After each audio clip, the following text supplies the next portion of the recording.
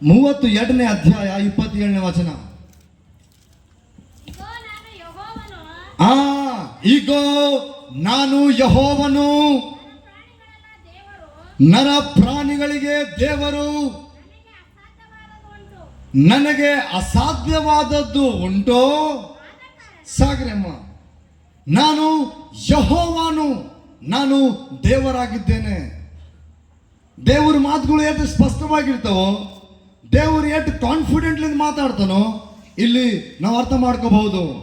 ನಾನು ಯೆಹೋವನು, ನಾನೇ ಸರ್ವ ಪ್ರಾಣಿಗಳಿಗೆ ದೇವರಾಗಿದ್ದೇನೆ, ನನಗೆ ಅಸಾಧ್ಯವಾದದ್ದು ಯಾವುದೋ ಉಂಟೋ?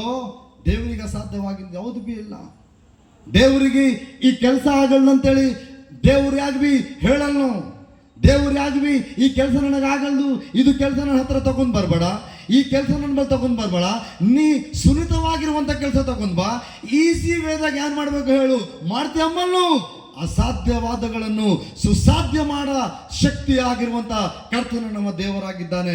ಅದಕ್ಕಲ್ಲತನ ಇರ್ಮಿಯನಾಗಿರುವಂತ ಈ ಒಂದು ಪ್ರವಕ್ತ, ಇರ್ಮಿಯನಾಗಿರುವಂತ ಈ ಪ್ರವಾದಿಯಲ್ಲತನ ಯೆಹೋವನು ದೇವರಾಗಿದ್ದಾನೆ. ಸರ್ವ ಶರೀರಗಳಿಗೆ ಆತನೇ ದೇವರು, ಸರ್ವ ಪ್ರಾಣಿಗಳಿಗೆ ಆತನೇ ದೇವರು. ನನಗೆ ಅಸಾಧ್ಯವಾದದ್ದು ಯಾವುದೋ ಉಂಟು? ಯಾವುದರ ಅದನ ಅಸಾಧ್ಯವಾಗಿ ನನ್ನ ಜೀವಮಾನದಲ್ಲಿ ಅನೇಕ ವರ್ಷಗಳಿಂದ ನೀ ಆ ವಿಷಯವಾಗಿ ಆಲೋಚನೆ ಮಾಡ್ತಿದ್ದೇನೋ? ನಿನ್ನ ಸ್ವಂತ ಗಂಡಿಗೆ ಹೇಳ್ಕೊಂಡಿಲ್ಲಾನೋ, ನಿನ್ನ ಸ್ವಂತ ತಾಯಿಗೆ ಹೇಳ್ಕೊಂಡಿಲ್ಲಾನೋ, ನಿನ್ನ ಸ್ವಂತ ಅಳಗ ಬಳಗದವರಿಗೆ, ನಿನ್ನ ಕ್ಲೋಸ್ ಫ್ರೆಂಡ್ಸಿಗೆ ಹೇಳ್ಕೊಂಡಿಲ್ಲಾನೋ? ಈ ಪ್ರಾಬ್ಲಮ್ ಹೆಂಗೆ ಸಾಲ್ವ್ ಮಾಡಬೇಕಪ್ಪ, ಯಾರು ಸಾಲ್ವ್ ಮಾಡ್ತಾರಂತೇಳಿ ಆಲೋಚನೆ ಮಾಡ್ತಿದ್ದಾನೋ? ಖರೆ, here is a good news for you. The God you believe in God, he will going to make it possible which is you having impossible in your life. ಯಾವುದಾದ್ರೂ impossible ಅದನೋ, ಯಾವುದಾದ್ರೂ ನನಗೆ ಇದು ಆಗ್ಲತ್ತಿಲ್ಲ ಅನ್ಕೊಳತ್ತಿದೋ, ಅದು ಪಾಸಿಬಲ್ ಮಾಡಂತ ದೇವರು ನಿನ್ನ ಸಂಘಟನ.